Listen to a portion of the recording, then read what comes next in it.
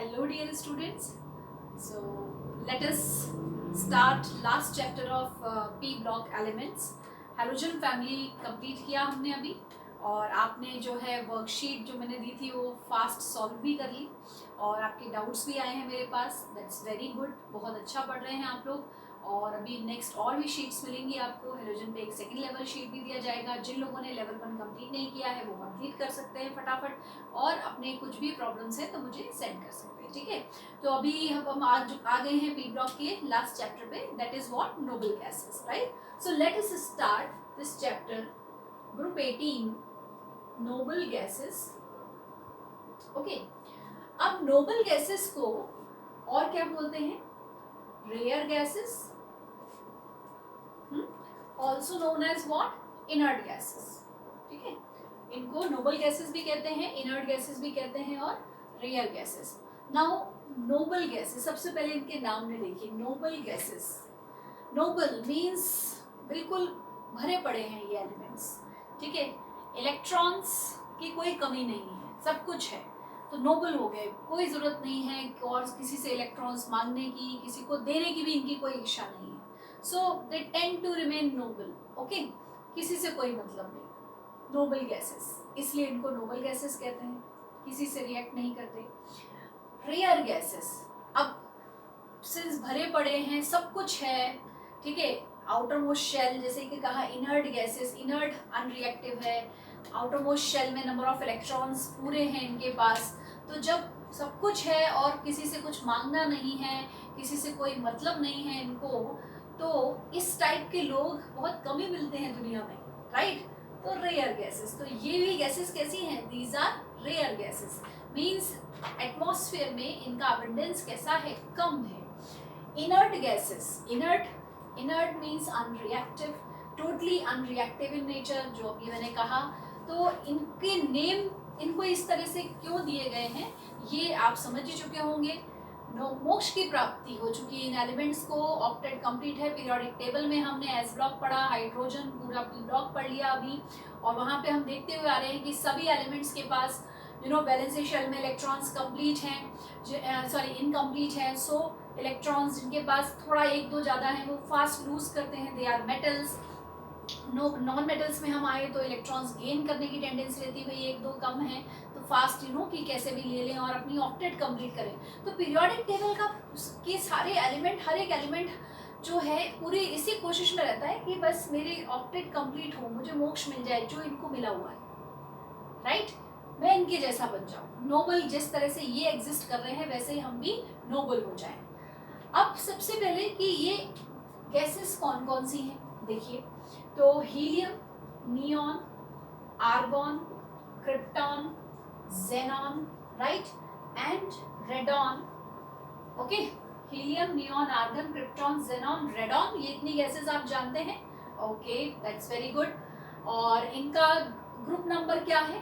Group number 18. Okay. और इनको हम और क्या बोलते हैं? Zero group. इसी ग्रुप को जीरो ग्रुप क्यों कहा जाता है?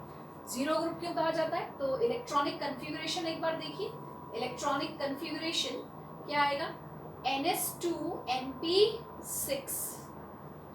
NS2NP6. outermost shell is fully filled, complete. So valency 0, valence electrons 8. Difference आ गया. वैलेंस इलेक्ट्रॉन्स कितने हैं? 8 हैं. राइट. और वैलेंसी क्या होगी? वैलेंसी 0 है. कंबाइनिंग पावर और किसी भी एलिमेंट की उसको हम क्या बोलते हैं? वैलेंसी. और इनकी कंबाइनिंग पावर ना के बराबर है, इन्हें किसी से कंबाइन नहीं होना है तो ये वैलेंसी 0 है. ठीक है. तो ये इसका इनका ग्रुप इंट्रोडक्शन हो गया. अब देखो ये इन एलिमेंट्स को पहले थोड़ा जानते हैं, फिर इनकी डिस्कवरी जो कि बहुत इंटरेस्टिंग है वो भी देखेंगे. देखिए, helium, neon, argon, krypton, xenon, radon. हमने इसके लिए कोड भी बनाया था इस ग्रुप के एलिमेंट्स को याद करने के लिए. है ना अगर कर के 0 रन. कैसे याद रखेंगे? है ना अगर कर के 0 रन. तो हीलियम का एटॉमिक नंबर कितना है क्लास? 2. कितना है? 2. फिर इसमें मैजिक नंबर सेट करेंगे और यहाँ पर मैजिक नंबर्स क्या ऐड होते हैं? यहाँ पर मैजिक नंबर ऐड होता है 8, 8, 18, 18, 32. तो 8 ऐड करेंगे तो नियॉन का एटॉमिक नंबर आ जाएगा कितना 10। फिर 10 में हम अभी कौन सा नंबर फिर से ऐड करना है 8 ऐड करना है। ये बिल्कुल जैसे पीरियोडिक टेबल में पीरियड्स जिस तरह से रखे हुए हैं, फर्स्ट पीरियड में 2 एलिमेंट्स, सेकेंड पीरियड में 8, थर्ड में 8, फिर 18, तो बिल्कुल उसी तरह से वही मैजिक नंबर का रूल फॉलो करता जाएगा और टोटल 7 पीरियड्स को फिल करेगा। 7 पीरियड्स बोला मैंने, आपके माइंड में क्वेश्चन मार्क आ गया होगा, हाउ 7 पीरियड्स, 1 2 3 4 5 6 एलिमेंट्स लिखे हैं मैम ने। देखते हैं, थोड़ा सा सरप्राइज भी रहना चाहिए। 8 एंड देन आर्गॉन का एटॉमिक नंबर आ गया हमारे पास 18। फिर इसमें हमें क्या ऐड करना है, अब क्या ऐड करोगे आप, 8 हो चुका है, अब 18 ऐड कर दीजिए। 18 ऐड करेंगे मैजिक नंबर, तो क्रिप्टॉन का एटॉमिक नंबर आ जाएगा 36 और फिर से इसमें प्लस 18 करेंगे तो एटॉमिक नंबर ज़ेनॉन का कितना होता है क्लास 54। कितना होता है 54। एंड फर्दर अब 18 मैजिक नंबर हो चुका है, क्योंकि अब हम एंटर करने वाले हैं कहाँ पर, 6th पीरियड में। और कितने एलिमेंट्स होते हैं 6th पीरियड में, 32 एलिमेंट्स, राइट। तो यहाँ पर हमको 32 नंबर ऐड करना है और यहाँ फिर रेडॉन का एटॉमिक नंबर आ जाएगा 86। ठीक है, रेडॉन का एटॉमिक नंबर आ गया 86 और इसके बाद एलिमेंट एक और प्रेजेंट है रेडॉन के बाद, वो है oganesson, OG, newly discovered noble gas element. जी हाँ, newly discovered noble gas element जो अभी रिसेंटली 2006 में इसकी डिस्कवरी हुई है और इसका एटॉमिक नंबर भी हम फाइंड कर सकते हैं अपनी इसी मैजिक ट्रिक से, क्योंकि ये एलिमेंट आता है, ये नोबल गैस एलिमेंट प्रेजेंट है 7th पीरियड में। 7th पीरियड में भी 32 एलिमेंट्स आएंगे। एक्टिनॉइड सीरीज को हम अगर चलते हैं वहाँ पर, तो ये यहाँ प्लस 32 ऐड करेंगे तो ऑर्गेनेसॉन का एटॉमिक नंबर आ जाता है 118। कितना आता है 118। ओके, सो ये नोबल गैसेस जो 0 ग्रुप में रखे हुए हैं, ठीक है, और इनके एटॉमिक नंबर्स निकालना सीख लिया आपने। इनके जो है पूरा कोड के साथ इस ग्रुप को याद रखेंगे, है ना, अगर करके 0 रन। और अब इनकी हम इन शॉर्ट कन्फिग्रेशन लिख सकते हैं क्लास, वो आप फटाफट लिख सकते हैं। देखो इसका तो क्या है, हीलियम 1s2, नियॉन क्या हो जाएगा, देखिए सिर्फ नियॉन का कन्फिग्रेशन क्या हो रहा है 1s2 2s2 2p6। ठीक है, ये फुल कंप्लीट कन्फिग्रेशन लिखा मैंने। और इसको अगर हम इन शॉर्ट लिखेंगे तो इन शॉर्ट जो हमारा मेथड है नियरेस्ट नोबल गैस के बाद आउटर मोस्ट शेल को लिखने का, वही मेथड यहाँ फॉलो करना है। तो हीलियम और 2s2 2p6 हो जाएगा नियॉन का। ओके, और आर्गॉन का कन्फिग्रेशन क्या हो जाएगा, बोलो, आर्गॉन का लिख लीजिए। अब आर्गॉन के लिए आप नियॉन, देखो नियॉन का एटॉमिक नंबर कितना होता है 10, तो अगर हमने यहाँ नियॉन लिख दिया तो 10 इलेक्ट्रॉन्स हो गए उधर। फिर अब कितने रिमेनिंग इलेक्ट्रॉन्स हैं 8, तो यहाँ आ जाएगा 3s2 3p6। ये है शॉर्ट मेथड का इलेक्ट्रॉनिक कन्फिग्रेशन को लिखने का। ओके, क्रिप्टॉन का लिख देते हैं। आइए, क्रिप्टॉन का एटॉमिक नंबर कितना है 36, आर्गॉन का एटॉमिक नंबर कितना था 18, तो हम आर्गॉन लिखेंगे तो 18 तक इलेक्ट्रॉन्स सेटिस्फाई हो गए। इसके बाद 4s2 4p6 नहीं आएगा डायरेक्टली, क्योंकि ऑपोज डायग्राम से आपको मालूम है कि पहले क्या आता है 3d आ जाता है, तो 3d फिल होगा 3d10 4s2 4p6 configuration. Argon के बाद ज़ेनॉन की कन्फिग्रेशन ऐसे ही लिखिए। यहाँ पर क्या लिखेंगे, क्रिप्टॉन लगा दीजिए 36, क्रिप्टॉन लिखा आपने तो 36 इलेक्ट्रॉन्स यहाँ तक हो गए। और इसके बाद देखो 4d10 किया तो क्या हो गया 46 हो गए, राइट। एंड अब आप लिख सकते हैं ना 5s2 5p6 46 47 48 49 50 51 52 53 54। ठीक है, तो डायरेक्टली इस तरह से हमने कन्फिग्रेशन लिखते जा रहे हैं फटाफट। आइए रेडॉन की भी लिख लेते हैं। रेडॉन के लिए आप ज़ेनॉन को यूज़ करिए, ज़ेनॉन 54 एलिमेंट इलेक्ट्रॉन सेटिस्फाई कर दिए। अब 4d10 आ गया, 3d10 आ गया, और यहाँ पर हम 5d10 लिखने जाएंगे तो गलती हो जाएगी।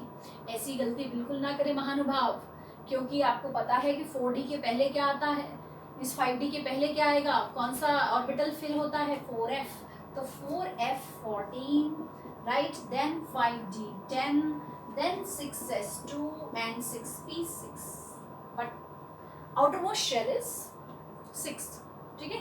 तो outermost shell क्या है? 6 है, 6s2 6p6, बिल्कुल जो हमने निकाला कि outermost shell में जितने इलेक्ट्रॉन्स होने चाहिए कितने 8, वो आते जा रहे हैं। देखिए यहाँ पर 5s2 5p6, ये 4s2 4p6, 3s2 3p6 like this, and neon 2s2 2p6। Helium अलग है, देखो देखते जा रहे हो कन्फ्यूरेशन लिखी हमने। हीलियम ने ऑक्टेट रूल की कोई जगह नहीं है, हीलियम के पास 2 ही इलेक्ट्रॉन है, वो ड्यूप्लेट में सेटिस्फाइड है, ठीक है? उसका ड्यूप्लेट सेटिस्फाइड है और बहुत ज़्यादा स्टेबल है, एक्स्ट्रा स्टेबल एटम है वो।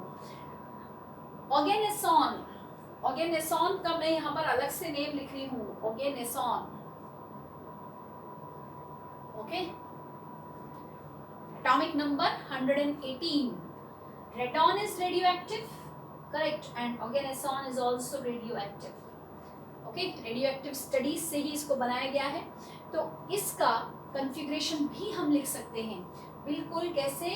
86 तक सेटिस्फाई करिए, रेडॉन लिख दीजिए स्क्वायर ब्रैकेट में शॉर्ट में, और अब यहाँ पर जब 5d के पहले 4f आया है तो 6d के पहले कौन सा ऑर्बिटल फिल होगा? 5f फिल होगा। तो it is now 5f14, 6d10, 7s2, 7p6, right? 7 पूरे 7 पीरियड्स फिल हो गए इसमें, ओके? पूरे 7 एलिमेंट्स इसमें आ गए हैं। 6 एलिमेंट्स हम याद रखते हैं, पर याद रखना है अभी नया एलिमेंट आ चुका है, 2006 में डिस्कवर हो चुका है, हालांकि इसकी प्रॉपर्टीज अभी बहुत ज़्यादा स्टडी नहीं है, ठीक है? तो ये बट प्लेस किया जा सकता है और प्लेस किया जा चुका है बाय IUPAC, ओके? क्योंकि इसको रशियन एंड अमेरिकन साइंटिस्ट की कोलैबोरेशन में लोगों ने इसको डिस्कवर किया है, ऑर्गेनेसॉन को, okay? So now, so these are noble gases. Noble gases की जब हमने कन्फिग्रेशन देख लिया, तो कन्फिग्रेशन में अगर हम अब इसमें ये देखें कि इनकी जो वैलेंसी है, वो वैलेंसी आपको अब साफ साफ नजर आ रही है क्लास? वैलेंसी क्या आएगी सभी की? 0, ना किसी से लेना ना किसी से देना, किसी को कुछ उनको मतलब नहीं है, totally they are completely noble elements, right? अब सबसे पहले ये सोचो कि ये नोबल गैसेस, इनका हमारा मतलब डेली लाइफ में यूज़ क्या क्या है? यूज़ अगर हम देखें और ये डिस्कवर कैसे हुए होंगे, थोड़ा सा अगर यूज़ पे जाएंगे तो इंटरेस्ट ज़्यादा क्रिएट होगा और ऐसा लगेगा कि अरे इनकी फिर सारी बातें हमें बहुत अच्छे से सुन लेनी चाहिए, पढ़ लेनी चाहिए, राइट? फिर डिस्कवरी पे मैं आती हूँ और डिस्कवरी बहुत बहुत इंटरेस्टिंग है इनकी। तो देखो इसमें पहला जो एलिमेंट है क्या? हीलियम। ये पूरे ब्रह्मांड का जो है सबसे ज़्यादा स्टेबल एलिमेंट है, मोस्ट स्टेबल। वाई?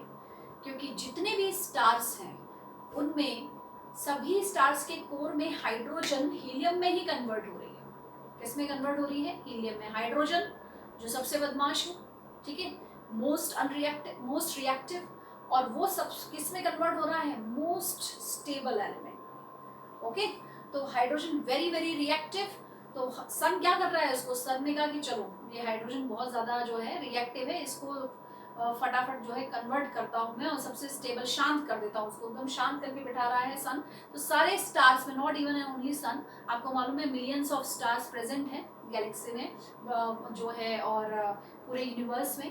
तो हीलियम मोस्ट स्टेबल एलिमेंट है, सेकंड मोस्ट मतलब एलिमेंट आ रहा है जिसकी ड्यूप्लेट है, 2 ही इलेक्ट्रॉन है, एक्सट्रीमली स्टेबल। और यहाँ पर भी जब हम इसकी प्रॉपर्टीज स्टडी करेंगे तो सभी नोबल गैसेस से अलग अलग जो है कुछ बिहेवियर, ये कुछ एक्सेप्शनल प्रॉपर्टीज शो करता हुआ हमें नजर आएगा। कहीं कहीं इसकी बदमाशी नजर आने वाली है।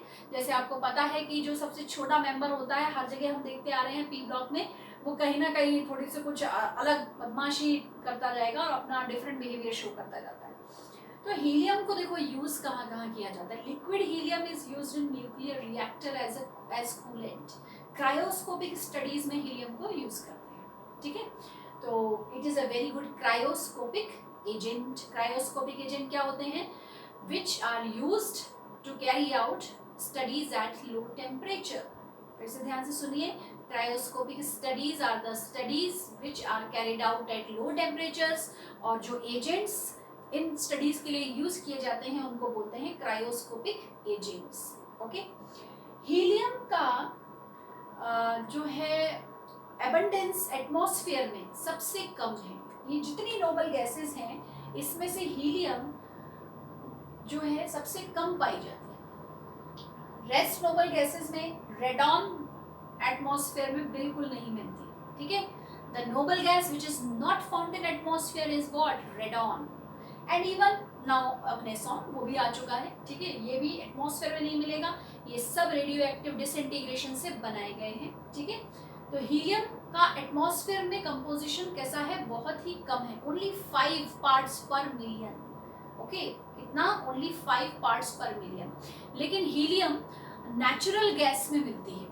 नेचुरल गैस यू नो कि जो सी बेड्स में पेट्रोलियम के ऊपर सबसे पहले जो बेड है उसमें नेचुरल गैस मिलती है, वोल्केनिक इरप्शंस, तो वहाँ से हीलियम जो है ऑब्टेन की जाती है। हीलियम के यूज़, हीलियम देखिए आपने देखा होगा कि वो जो एयर बैलून्स यूज़ किए जाते हैं, हॉट एयर बैलून्स, उसमें हाइड्रोजन यूज़ की जाती है। Being lighter in nature hydrogen is used, but hydrogen के साथ उसमें हीलियम को मिक्स करना ही पड़ता है, क्योंकि हाइड्रोजन मालूम है आपको बदमाश है। हाइड्रोजन हाई टेम्परेचर ऊपर जा रहा है और वार्म अगर है, सनलाइट है, बहुत ज़्यादा टेम्परेचर है तो वो कई बार एक्सप्लोड हो जाती है।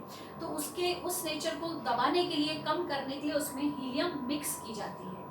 एंड हीलियम का आपको पता है इसकी property, it is very lighter gas, it is a very light gas.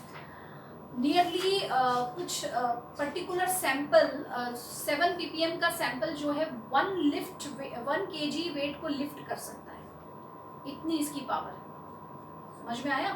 तो कुछ पार्ट्स पर मिलियन ही हीलियम का 1 kg वेट उठा सकता है, because it is that much lighter. Are you getting? And because of this property it is also used in metrological studies. Metrological यानी weather forecasting जो की जाती है, मौसम की जानकारी आपको प्राप्त मतलब करनी है, और बेसिकली जो दी जा रही है हमको तो टीवी से मिलती है, ठीक है। तो वो सुबह सुबह एक जो है बैलून ऊपर छोड़ते हैं हीलियम का, राइट। तो हवा का दबाव मेजर किया जाता है। तो वेदर फोरकास्टिंग स्टडी में, मेट्रोलॉजिकल ऑपरेशंस में भी हीलियम का यूज होता है।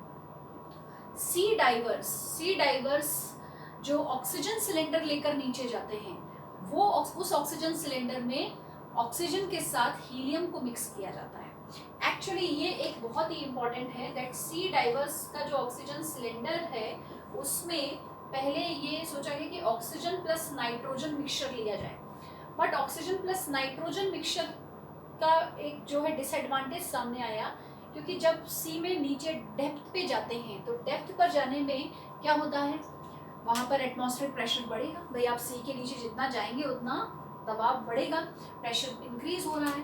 तो उस कंडीशन में ये जो नाइट्रोजन होती है, nitrogen has ability that it is soluble in water and it is soluble in blood actually. Okay, pressure जब आता है देन नाइट्रोजन ब्लड में डिसॉल्व होना स्टार्ट हो जाती है, उस वजह से ब्लड में बबल्स आने लगते हैं। तो that bubbles can cause painful bends. तो सी डाइवर्स के जो बॉडी पे वो बेंड्स, पेनफुल बेंड्स कॉज हो सकते हैं, इसके लिए इसको यूज़ नहीं करते हैं। तो हीलियम को यूज़ किया गया है, इसको मिक्स, अभी ये जो मिक्सचर यूज़ किया जाता है वो मिक्सचर क्या है, ऑक्सीजन प्लस हीलियम। लाइटर भी तो रखना है उस सिलेंडर को, तो हीलियम उस एटमॉस्फेरिक प्रेशर पे जो है ब्लड में सॉल्युबल नहीं होगी, और ऐसा कोई पेनफुल कंडीशन सी डाइवर्स के लिए जनरेट नहीं होती है। आ रहा है समझ में? और भी हीलियम के बहुत बहुत इंटरेस्टिंग यूजेस हैं, तो वो मैं आपको और भी लास्ट में एंड में बताऊंगी, और आप भी सर्च करिएगा जब तक चैप्टर ये खत्म होगा, तो नोबल गैसेस के यूजेस फाइंड करते जाइएगा। नियॉन, देखो नियॉन को तो हम देखते ही हैं, जितने भी कि लाइट्स हैं, जो नियॉन लाइट्स यूज़ किए जाते हैं, नियॉन लैम्प्स यूज़ किए जाते हैं। आप जब रात में निकलते हैं और जितनी भी शॉप्स हैं उस पर you are very much familiar, reddish जो शॉप्स पे बोर्ड लगा रहता है उसमें रेडिश ऑरेंज ग्लो लाइट जो यूज़ की जाती है, that is neon, that is what, neon. So neon lamps are used, right. Argon since atmosphere में मोस्ट एबंडेंट गैस है, argon most abundant noble gas है एटमॉस्फेयर की, ध्यान रखिए। तो आर्गॉन को इसलिए एटमॉस्फेरिक जो लिक्विड जो एयर है इससे फ्रैक्शनली डिस्टिल करके निकाला जाता है, एंड इट इज़ इनर्ट, इसका अनरिएक्टिव नेचर है, ऐसे किसी से रिएक्ट नहीं करना है। और हमें जब रिएक्शंस करानी है ऑर्गेनिक केमिस्ट्री में, आपको पता है लिथियम एल्यूमिनियम हाइड्राइड है या डाइबोरेन, आप मालूम है डाइबोरेन पढ़ चुके हैं। तो ये सब जब रिएक्शंस करानी है तो नोबल गैस के एटमॉस्फेयर में करानी पड़ेगी, अदरवाइज एयर, एयर मिलते ही डाइबोरेन तो एक्सप्लोड हो जाता है, राइट, ऑक्सीजन से रिएक्ट कर जाता है। तो आर्गन इस तरह के एटमॉस्फेयर को, इनर्ट एटमॉस्फेयर क्रिएट करने के लिए लेबोरेटरी में, इंडस्ट्री में यूज की जाती है। आर्गन के सिलेंडर्स आते हैं, मेटलर्जी में, मेटलर्जिकल ऑपरेशंस में आर्गन को यूज किया जाता है। Krypton, xenon, radon. रेडॉन ध्यान रखिए, रेडॉन कहाँ यूज होती है बेटा? रेडॉन को जो है ये, क्योंकि एक रेडियो एक्टिव डिसइंटीग्रेशन से बनती है, राइट, तो ये कीमोथेरेपी में यूज किया जाता है, राइट, कैंसर सेल्स को किल करने की एबिलिटी है रेडॉन गैस में। तो इस तरह से काफ़ी इंटरेस्टिंग यूजेस हैं इन नोबल गैसेस के।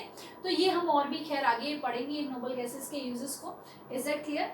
अब आते हैं इनके डिस्कवरी पर। सो किसी को पता है कि नोबल गैसेस कैसे डिस्कवर हुई होंगी? डिस्कवरी ऑफ नोबल गैसेस, थोड़ा सा तो हमको जानना चाहिए इनकी डिस्कवरी के लिए, क्योंकि देखो मेंडलीफ ने भी जगह छोड़ दी थी अपनी पीरियोडिक टेबल में इन एलिमेंट्स के लिए, डिस्कवर्ड नहीं हुए थे। एक्चुअली सबसे पहला जो क्रेडिट जाता है नोबल गैसेस के लिए, इनकी डिस्कवरी के लिए, वो जाता है कैवेंडिश साइंटिस्ट को, हेनरी कैवेंडिश।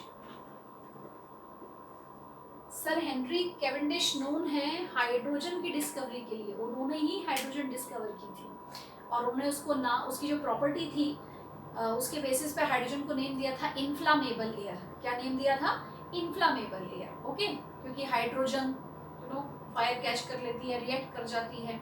तो कैवेंडिश ने जब वो गैसेस पर अपनी रिसर्च कर रहे थे तो उन्होंने क्या किया, एटमॉस्फेरिक गैसेस पर रिसर्च करते टाइम उन्होंने सारी गैसेस जो है एक फ्लास्क में सैंपल लिया उन्होंने एयर का, और उस पर उन्होंने सारी गैसेस उससे सेपरेट आउट की। तो उन्होंने क्या, जैसे कि ऑक्सीजन को निकालने के लिए नाइट्रोजन, इसको रिएक्ट कराया, नाइट्रोजन ऑक्सीजन एंड NO2 बनती है, फिर NO2 का फॉर्मेशन होता है तो NaOH में उसको डिसॉल्व कर दिया, तो NO2 NaOH में डिसॉल्व हो जाएगी और डिस्प्रपोर्शनेट होकर sodium nitrite and sodium nitrate solution बना लेगी। तो इस तरह से उन्होंने सारी गैसेस सेपरेट करी। सारी गैसेस सेपरेट कर लेने के बाद भी उन्होंने ये ऑब्जर्व किया कि उस फ्लास्क में एक बबल है, एक बबल रह गया है। तो वो उनका नोटिस किया था उन्होंने, बट वो आइडेंटिफाई नहीं कर पाए उसको। उन्होंने देखा कि मैंने सारी गैसेस सेपरेट आउट कर दी बट स्टिल उस फ्लास्क में एक बबल रह गया है, ओके। अब ये इस बात को बहुत टाइम निकल गया, आप सोच सकते हैं कि इसको कितना टाइम निकला होगा? 100 ईयर्स, पूरा एक सेंचुरी निकला इसको। 1794 में उन्होंने ये ऑब्जर्व किया था, ठीक है। तो अगर शायद उस टाइम किसी ने इस पर ध्यान दिया होता तो ये नोबल गैसेस पहले रिसर्च आ गई होती, पहले डिस्कवर हो गए होते, बट नहीं, उस तब तक पूरे एक सेंचुरी तक इस बात को भुला दिया गया। उसके बाद लॉर्ड रैले जो साइंटिस्ट थे, आपने रदरफोर्ड एक्सपेरिमेंट से भी इनका सुना होगा तो नेम, तो लॉर्ड रैले भी उन्होंने फिर इसी टाइप का स्टडी किया और वो अपनी एक स्टडी कर रहे थे, उसको उन्होंने देखा कि जो नाइट्रोजन है, नाइट्रोजन, उन्होंने कहा कि एटॉमिक वेट जो नाइट्रोजन का है, केमिकल कंपाउंड्स में जो उन्होंने देखा, तो केमिकल कंपाउंड्स में जो एटॉमिक वेट आ रहा था नाइट्रोजन का और एटमॉस्फेयर में जो नाइट्रोजन प्रेजेंट है उसके एटॉमिक वेट में डिफरेंस था। समझे आप? जो केमिकल कंपाउंड्स में जो नाइट्रोजन प्रेजेंट है उसका एटॉमिक वेट कम है और यानी उसकी डेंसिटी कम आ रही है, एटॉमिक वेट में डेंसिटी कम आ रही है, और जो उधर नाइट्रोजन है एटमॉस्फेयर में उसकी डेंसिटी ज़्यादा थी। तो ये जब एक्सपेरिमेंट, ये जब बात उन्होंने सामने लेकर आई, तब जो साइंटिस्ट थे रैमसे साइंटिस्ट, बहुत बड़ा क्रेडिट जाता है उनको, तो उनका ध्यान इस बात पर गया और उन्होंने नोटिस किया, उन्होंने कहा ठीक है इसको स्टडी करते हैं। फिर उन्होंने रेले से डिस्कशन किया और उन्होंने कहा कि इसका मतलब कुछ तो भी यहाँ पर मिस्टीरियस कोई और गैस भी प्रेजेंट है। हम जो सोच रहे हैं नाइट्रोजन इज इनर्ट, हो सकता है उसके साथ कोई और भी गैस प्रेजेंट हो। तो फिर उनका ध्यान गया वापस कहाँ, ये जो 100 साल पुरानी बात है, कौन सी, कैवेंडिश की, कि वो एक बबल रह गया था उनके फ्लास्क में। रिसर्च करी उन्होंने, रिसर्च पेपर्स निकाले और फिर इन दोनों साइंटिस्ट ने डिसाइड किया कि हम चलो इस पर वर्क करते हैं। हम इस गैस पर, ये जो मिस्टीरियस गैस हमें लग रही है नाइट्रोजन के साथ प्रेजेंट है, और जैसे नाइट्रोजन रिएक्ट नहीं कर रही है, ये भी रिएक्ट नहीं कर रही है, इसलिए तो ये प्रेजेंट है साथ में, तो उन्होंने कहा इसको हम फाइंड आउट कर सकते हैं। तो मिल के फाइंड आउट करते हैं 1894 में। देख रहे हैं ना, 100 साल का डिफरेंस। 1894 में वो जो है लोगों ने फिर ये रिसर्च कैरी आउट किया, और रॉमसन ने देखो कैसे उन्होंने नाइट्रोजन एंड ऑक्सीजन तो सबको सेपरेट किया नोबल गैसेस से। नाइट्रोजन को उन्होंने कैसे निकाला बेटे, नाइट्रोजन पूरी निकाल दी, क्योंकि टेंशन कहाँ आ रही थी, नाइट्रोजन के साथ ही थी एसोसिएटेड। तो नाइट्रोजन जो मिक्सचर था उसको उन्होंने रेड हॉट मैग्नीशियम पे पास किया, and you know that magnesium और नाइट्रोजन रिएक्ट करते हैं हाई टेम्परेचर पे, और कंपाउंड क्या बनता है, magnesium nitride, which compound is form magnesium nitride. तो यही बना उधर। तो जितनी नाइट्रोजन थी वो पूरी उन्होंने निकाल ली और वो मैग्नीशियम नाइट्राइड बन गया। स्टिल वहाँ पर एक मिस्टीरियस रेसिड्यू प्रेजेंट था। ये उनके भी नोटिस में आ गया, जो कैवेंडिश के नोटिस में था वो उनकी नोटिस में भी आ गया कि एक वहाँ पर मिस्टीरियस रेसिड्यू प्रेजेंट है। It is astonishingly hidden thing. उन्होंने कहा ये कोई तो भी एक बहुत ही हिडन चीज़ है, और फिर उसका जो है रिसर्च करके उन्होंने उसको बता दिया कि वो क्या है, दैट इज आर्गॉन। फाइंड किया उन्होंने, क्या सबसे पहले डिस्कवर हुई क्या, आर्गॉन। और आर्गॉन नेम क्यों दिया गया आपको मालूम है, इसको आर्गॉन नेम दिया गया because of its idle nature, lazy gas. ठीक है, लेजी गैस इस, ये जो आर्गन थी ये फ्लोरीन से भी रिएक्ट नहीं कर रही थी। तो फ्लोरीन यू नो कि very reactive non metal, fluorine की रिएक्टिविटी की हम बात अभी लास्ट लेक्चर्स में कर ही चुके हैं। तो फ्लोरीन से भी रिएक्ट नहीं कर रही है। आइडल उन्होंने कहा, ग्रीक वर्ड आइडल से डिराइव किया गया है। ग्रीक वर्ड में आर्गॉन का मीनिंग आइडल होता है, तो लेजी गैस इसलिए इसको नाम दिया गया। और एटमॉस्फेयर में नियरली 0.93% क्या प्रेजेंट है एटमॉस्फेरिक गैस में, that is what, nitrogen. Okay, तो इस तरह से ये डिस्कवरी हुई। और फिर रामसे ने साइंटिस्ट ने, इन्होंने नियॉन, आर्गॉन, क्रिप्टॉन, जेनॉन, ये सारी गैसेस डिस्कवर करी। हीलियम को डिस्कवर किया गया कैसे, जो हीलियम की जब डिस्कवरी आई तो सामने आ गया, क्योंकि जो सोलर रेडिएशंस थी, सोलर रेडिएशंस में हीलियम प्रेजेंट है। ठीक है, तो इसी सैंपल में वहाँ पर बहुत कम परसेंटेज में सेम जो है उसका स्पेक्ट्रल डेटा मिला जो सोलर रेडिएशंस के डेटा से मैच कर रहा था। तो इस तरह से हीलियम सामने आई। तो ये सारी गैसेस इस तरह से डिस्कवर हुई हैं, और इसके लिए रामसे इनको जो है 1904 में ही was awarded by Nobel prize. उनको नोबेल प्राइज मिला। ब्रिटेन का केमिस्ट्री का फर्स्ट नोबेल प्राइज था जो रामसे को दिया गया। और यहाँ पे इनका ये जो संघर्ष है ना, ये बहुत बड़ा है। थोड़ा सा मैं आपको बताना चाहूँगी कि आप कदम कदम पे कहीं ना कहीं बहुत जल्दी हम डीमोटिवेट हो जाते हैं। 2-4 क्वेश्चन की और 5-6 भी नहीं, उसमें फिर कुछ नहीं बन रहे हैं, हम बड़ा जल्दी डिप्रेशन आ जाता है, अरे मेरे से नहीं हो सकता है। जब उन्होंने डिस्कवरी करी, इतनी अच्छे से आर्गॉन के बारे में बताया, किसी केमिस्ट ने उनकी बात नहीं मानी, किसी ने उनकी बात नहीं मानी। ठीक है, सब कि क्रिटिसिज्म स्टार्ट हो गया, क्वेरल स्टार्ट हो गई, और वो केमिस्ट आपस में इतना क्वेरल कर रहे थे कि इवन फ्रस्ट्रेट हो गए थे वो भी रामसे। उन्होंने वो वर्ल्ड ऑफ फिजिक्स में एंटर कर गए। ओके, लेकिन उन्होंने बैटल नहीं छोड़ी, थोड़ा सा उन्होंने अपना ध्यान डाइवर्ट किया, बट आफ्टर देन कि ये सब ने एक्सेप्ट किया, और फिर फाइनली उनके वर्क को सबसे बड़ा रिकॉग्निशन भी मिला, सबसे बड़ा अवार्ड मिला, नोबेल प्राइज मिला। तो हमारे लाइफ में जो है हमको क्रिटिसिज्म भी फेस करने को मिल सकता है, बहुत सारे चैलेंजेस आ सकते हैं, बट उनसे घबराना नहीं है। अगर आप अपने रास्ते पे सही हैं, आप फाइट करते जाइए, आप एक दिन जरूर जीतेंगे। ठीक, तो ये डिस्कवरी मैंने आपको इसलिए बताई कि बहुत ही इंटरेस्टिंग था। और एक बहुत ही अच्छी बात है कि इनका जो सबसे बड़ा जो क्रिटिक था उस टाइम पे, जो सबसे बड़े क्रिटिक थे वो थे डेवार। आपने सुना हो शायद डेवार्स कोकोनट चारकोल मेथड। ठीक है, तो डेवार जो साइंटिस्ट थे, डेवार ही सबसे बड़ा अपोज कर रहे थे रामसे का, और बाद में डेवार्स कोकोनट चारकोल मेथड से ही नोबल गैसेस का फर्स्ट सेपरेशन हुआ अच्छे से, सभी नोबल गैसेस को सेपरेट किया गया डिफरेंट डिफरेंट टेम्परेचर्स पे, राइट। तो चलिए अभी थोड़ा सा नोट कर लीजिए इसमें। So most abundant noble gas, कुछ important points is argon, okay. Noble gas not found in atmosphere, या पहले आप लिखेंगे लीस्ट एबंडेंट नोबल गैस, पहले लीस्ट लिखेंगे आप, least abundant noble gas is helium, but where, ये बात हो रही है इन एटमॉस्फेयर, ये लिख लीजिएगा, हम एटमॉस्फेयर गैसेस की बात कर रहे हैं। एटमॉस्फेयर में सबसे ज्यादा क्या प्रेजेंट है, आर्गॉन, सबसे कम कौन सी नोबल गैस है, हीलियम, डायरेक्ट क्वेश्चन आ सकता है ये। And third, noble gas not found in atmosphere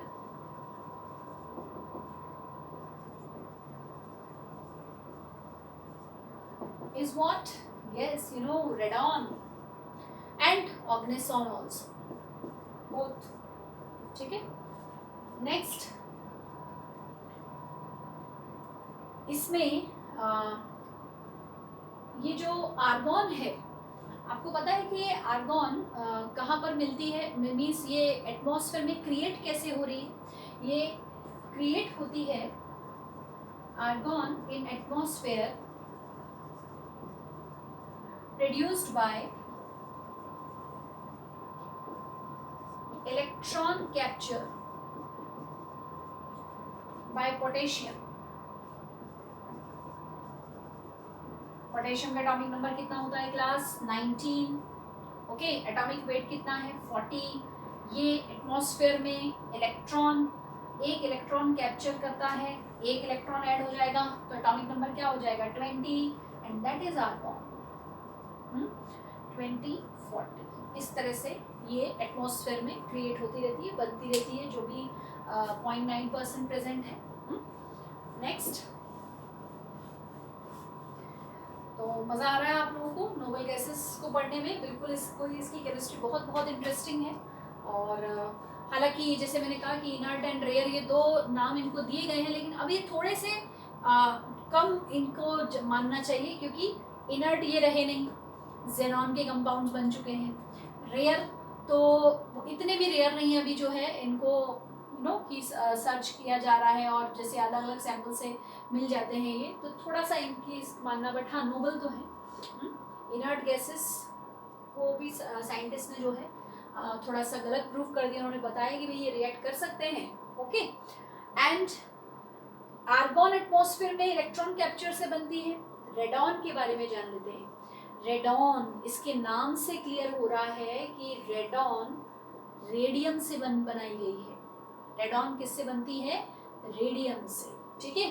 तो रेडॉन किस तरह से बनी है, रेडियम जब हीलियम उसमें से निकलता है, हीलियम पार्टिकल डिसइंटीग्रेशन से, तो ये इसमें कन्वर्ट हो जाते हैं। देखो हम अगर हीलियम निकाल दें 2He4, डिसइंटीग्रेशन आपको पता है बेटा, अभी radio activity nuclear chemistry chapter नहीं हुआ होगा, बट थोड़ा सा मैं इसमें आपको आइडिया दे देती हूँ कि अगर जो एलिमेंट्स रेडियो एक्टिव किनको हम कहते हैं, जहाँ पर न्यूक्लियाई बहुत अनस्टेबल है, प्रोटॉन्स न्यूट्रॉन्स रेशो इक्वल नहीं होता, नंबर ऑफ न्यूट्रॉन्स अगर ज़्यादा है न्यूक्लियस में, तो ऐसा न्यूक्लियाई हाईली अनस्टेबल हो जाता है और स्लाइट डिस्टर्बेंस से वो जो है स्प्लिट अप हो जाता है, स्प्लिट होके वो स्मॉलर न्यूक्लियाई में कन्वर्ट होता रहता है, उसमें से पार्टिकल्स निकलते रहते हैं। तो रेडियम का एटॉमिक नंबर होता है कितना, 220, sorry its atomic number is 88। तो यहाँ पर क्या बनी, इससे रेडॉन बनी Rn, और 2 इलेक्ट्रॉन्स बाहर निकल गए, तो यहाँ पर ये क्या हो गया एटॉमिक नंबर 86, ठीक है। और 4, तो यहाँ इसका जो एटॉमिक मास है, एटॉमिक मास होता है 226, sorry not 226, it is 228, okay. और इसमें से no, previously I was right, sorry I committed mistake, 226 and now it is 222। तो ये हीलियम के निकलने की वजह से ये यहाँ पर रेडॉन में कन्वर्ट होती है। तो नेचर में रेडियम से रेडॉन मीन्स इस तरह से डिसइंटीग्रेशन से मिलती है, रेडियो एक्टिव डिसइंटीग्रेशन से। रैमसे को बहुत लोगों ने सपोर्ट किया था, उसी में से एक जियोलॉजिस्ट थे, साइंटिस्ट जो रिसर्च कर रहे थे, तो उन्होंने क्लेवाइट मिनरल पे जब रिसर्च किया जो कि यूरेनियम का मिनरल था, तो उस पर रिसर्च करने पर उन्होंने भी देखा कि इसमें एक कोई मिस्टीरियस गैस प्रेजेंट है। तो इमीडिएटली रैमसे का ध्यान उधर गया और उन्होंने इसको फिर डिस्कवर कर लिया और उन्होंने नाम दिया इसको क्या, रेडॉन। ठीक है, ये वो मिस्टीरियस गैस, वो भी नोबल गैस है जो मिनरल्स में मिलती है हमको, थोरियम के मिनरल्स में मिलती है, यूरेनियम के मिनरल्स में ये रेडॉन गैस पाई जाती है। Okay, clear. तो और क्या इसमें और इम्पॉर्टेंट बातें, जैसे कि इंटरेस्टिंग पार्ट आप पढ़ रहे हैं, हीलियम के लिए लिख लीजिए। हीलियम एटमॉस्फेयर में लीस्ट एबंडेंट है, but helium is found in natural gas. Okay, natural gas से और अदर कि अदर सोर्सेज से, वोल्केनिक इरप्शंस के अदर सोर्सेज से हीलियम को ऑब्टेन किया जाता है, राइट। तो ये डिस्कवरी हो गई इनकी, और कुछ इंपॉर्टेंट पॉइंट्स जो कि डायरेक्ट जिन पे क्वेश्चन पूछा जाता है। जेनॉन का नाम मैं आपको बता दूं कि जेनॉन के लिए लिख लीजिए, जेनॉन का जिस इस वर्ड से इसको डिराइव किया गया है उसका मीनिंग होता है स्ट्रेंजर। एक एक करके ये गैसेस बाहर आई थी और अजनबी एक और गैस प्रेजेंट है उस सैंपल में, तो उन्होंने उसको नेम क्या दिया, जेनॉन, राइट। चलिए, अब हमने डिस्कवरी देख लिया, अब थोड़ा सा फिजिकल प्रॉपर्टीज इनकी देखते हैं, नोबल गैसेस की। फिजिकल प्रॉपर्टीज, केमिकल प्रॉपर्टीज, सारी इंटरेस्टिंग केमिस्ट्री है, पढ़ते जाइए अच्छे से, बहुत बहुत रिसर्च करिए इन पर और इंफॉर्मेशन गैदर करिए, क्योंकि ये इतना इंटरेस्टिंग केमिस्ट्री है तो क्वेश्चन बहुत आते हैं, बहुत पूछे जाते हैं इस पर। ओके, फिजिकल प्रॉपर्टीज ना,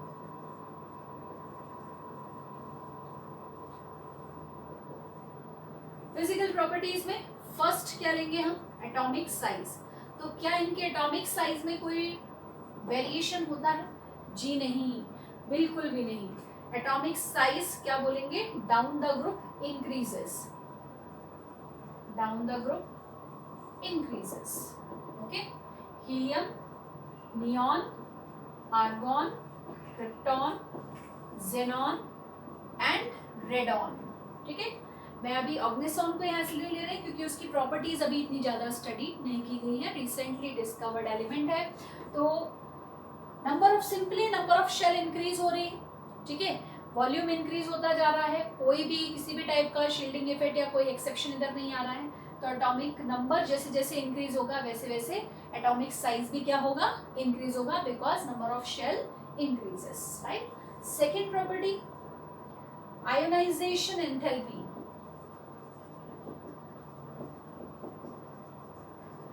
ionisation enthalpy, energy required to remove an electron from an isolated gases atom. अब ये तो भाई मोक्ष की प्राप्ति कर चुके हैं, इनकी ये पूरे भरे हुए हैं, इनकी ऑक्टेट कंप्लीट है, जब ये किसी से कुछ ले नहीं रहे हैं तो इनसे कोई क्यों छीनेगा। तो अगर कोई इनसे इलेक्ट्रॉन बाहर निकालने जाएगा तो फिर तो ये कि बहुत ज़्यादा उसको एनर्जी देनी पड़ेगी, बहुत ताकत लगेगी, तो इतना आसान काम नहीं होगा, ये बिल्कुल सही बात है। तो आयनाइजेशन एंथैल्पी वेरी हाई, तो आयनाइजेशन एंथैल्पी हाईएस्ट होती है किसकी, हीलियम की।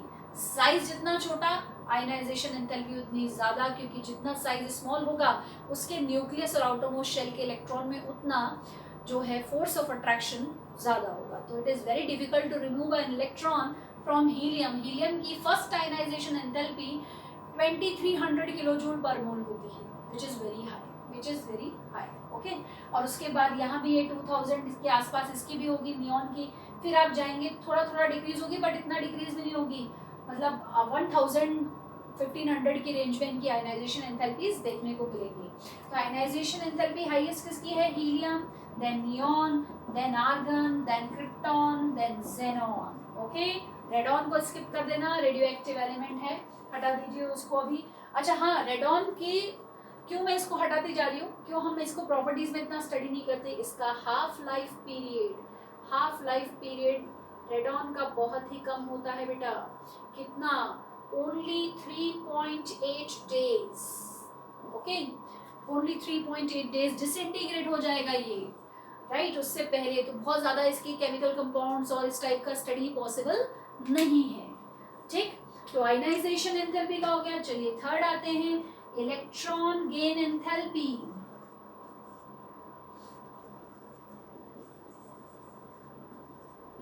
इलेक्ट्रॉन गेन एंथैल्पी या इलेक्ट्रॉन एफिनिटी क्या होगी, बोलो, समझ गए होगे। एफिनिटी, इलेक्ट्रॉन एफिनिटी प्रॉपर्टी, नाम से याद रखना है। एफिनिटी मीन्स इलेक्ट्रॉन की तरफ अफेक्शन। क्या इनको इलेक्ट्रॉन्स चाहिए? बिल्कुल नहीं चाहिए। ऑक्टेट कंप्लीट है, हीलियम की ट्यूबलेट कंप्लीट है, एक भी इलेक्ट्रॉन अंदर नहीं चाहते हैं ये, तो electron affinity will be zero. आप में से कुछ लोग नेगेटिव लिख देते हैं, please don't write that. Electron gain enthalpy zero, ठीक है। No tendency to gain any electron, no tendency to gain any electron, सबसे कम इनकी ही रहती है नोबल गैसेस की। जब आप ट्रेंड लिखते हैं तो हमने पीरियोडिक टेबल में डिस्कस किया है, सबसे लास्ट में हमेशा क्या रहेगा, नोबल गैस जिसकी इलेक्ट्रॉन एफिनिटी जीरो होगी। ओके, देख लीजिए, इलेक्ट्रॉन निकालना है, बहुत ज़्यादा एनर्जी लगेगी, बहुत ताकत लगेगी, मोक्ष मिल चुका है, और इसलिए इनमें से कुछ, इनसे कुछ भी छीनना बड़ा डिफिकल्ट है, और मांगने किसी से जाते नहीं हैं क्योंकि इनके पास सब कुछ है, तो जीरो। ओके, ऐसे समझते जाइए, जिस तरह से हमारा बिहेवियर है वैसे एलिमेंट्स का भी नेचर मिलता जुलता है, कुछ अलग बात नहीं है इसमें, पढ़ते जाइए बस अच्छे से। इलेक्ट्रॉन गेन एंथैल्पी हो गया क्लास, ओके। एंड अब कौन सी प्रॉपर्टी लेते हैं, चलिए प्रॉपर्टी, फिजिकल प्रॉपर्टी में नेक्स्ट आता है एंथैल्पी ऑफ वेपराइजेशन। चलिए एक हम प्रॉपर्टी देखते हैं, enthalpy of vaporisation. What is enthalpy of vaporisation? इसको ऐसे मेजर किया जाएगा, डेल्टा एच VAP ऐसे लिख दिया जाएगा। तो enthalpy of vaporisation is a measure of force of attraction between atoms. ये कोई बहुत बड़ा अलग अजीब सा टर्म नहीं है, ये वही है जो आप अच्छे से जानते हैं। फोर्सेस ऑफ अट्रैक्शन एटम्स के बीच में जो है वो कितने ज्यादा हैं या कितने कम हैं, that is enthalpy of vaporisation, ये उसी का मेजर हमको बताते हैं। तो एंथैल्पी ऑफ वेपराइजेशन इन गैसेस का कैसा होना चाहिए बेटा, बोलिए किस तरह से होना चाहिए। आप सोचो कि इनके बीच के फोर्सेस ऑफ अट्रैक्शन कौन से होंगे, कौन से फोर्स ऑफ अट्रैक्शन यहाँ पर एग्जिस्ट कर सकते हैं। सबसे वीक कौन से वाले, सबसे weakest forces of attraction van der Waals forces में एग्जिस्ट कौन से हैं, लंदन फोर्सेस। तो London forces exist, right, London forces, और जिनको हम बोलते हैं instantaneous dipole and induced dipole. आप बहुत अच्छे से जानते हैं इन फोर्सेस को, क्योंकि ये तो सिंपल एक एक एटम है भाई, ये एक एटम है, ये दूसरा एटम है, और कोई इसमें आपस में कोई भी कहीं पार्शियल चार्जेस नहीं है, तो कहीं तो भी एक इसका न्यूक्लियस इसके इलेक्ट्रॉन क्लाउड को थोड़ा सा डिस्ट्रैक्ट करेगा, तो एक में डाइपोल जनरेट हो गया, इलेक्ट्रॉन क्लाउड थोड़ा सा डाइवर्ट हो जाता है, थोड़ा सा चेंज हो जाता है, तो ये फिर दूसरे में जनरेट कर देगा, राइट। तो ये वीकेस्ट फोर्सेस लंदन फोर्सेस इसमें एग्जिस्ट करते हैं। तो एंथैल्पी ऑफ वेपराइजेशन का बहुत सिंपल है ऑर्डर लिखना। एंथैल्पी ऑफ वेपराइजेशन सिंपली क्या होगा, वैन डर वाल्स फोर्सेस, आपको पता है van der Waals forces directly proportional हैं, डायरेक्टली प्रोपोर्शनल होंगे किसके, एटॉमिक वेट की। हम नोबल गैसेस की बात कर रहे हैं ना, तो एटॉमिक वेट की बात करेंगे, क्योंकि ये मॉलिक्यूल तो बना नहीं रहे हैं, मॉलिक्यूलर फॉर्म में एग्जिस्ट नहीं करता, कभी भी He2 एग्जिस्ट नहीं करेगा, ठीक है। तो van der Waals forces directly proportional है एटॉमिक वेट के। Atomic weight down the group increase होगा तो वैन डर वाल्स फोर्सेस भी इंक्रीज होंगे, measure of forces of attraction increase हो रहा है, यानी कि एंथैल्पी ऑफ वेपराइजेशन इंक्रीज हो रही है my dear students. So helium, neon, argon, krypton, xenon, okay, ये डाउन द ग्रुप इंक्रीज होगा, ठीक है। तो इस तरह से हम अभी प्रॉपर्टीज को इनके कंटिन्यू करेंगे और फिजिकल प्रॉपर्टीज स्टडी करेंगे। अच्छे से नोट प्रिपेयर कर, नोट्स बनाते जाइए, बहुत बहुत टाइम है हमारे पास, इनफ टाइम है। जितना अपने टाइम को, इस टाइम को यूज़ करेंगे उतना अच्छा रहेगा आपके लिए। हम वैसे हमेशा कहते थे सेल्फ स्टडी का टाइम नहीं मिल रहा है, हम रोमिंग में ही हो जाते हैं, इधर उधर भागना है, हर किसी नेगेटिव किसी बात का कुछ पॉजिटिव एस्पेक्ट भी होता है, तो वो पॉजिटिव एस्पेक्ट यही है that you are getting now enough time of self study, और जिस बच्चे ने सेल्फ स्टडी ज़्यादा की है रिजल्ट उसी का आता है सबसे ज़्यादा। तो बस करते जाइए, अच्छे से नोट्स बनाइए, डाउट सेंड करिए और बहुत बहुत पढ़िए और खुश रहिए। Okay, so thank you very much class, next में कंटिन्यू करेंगे इसे। Thank you.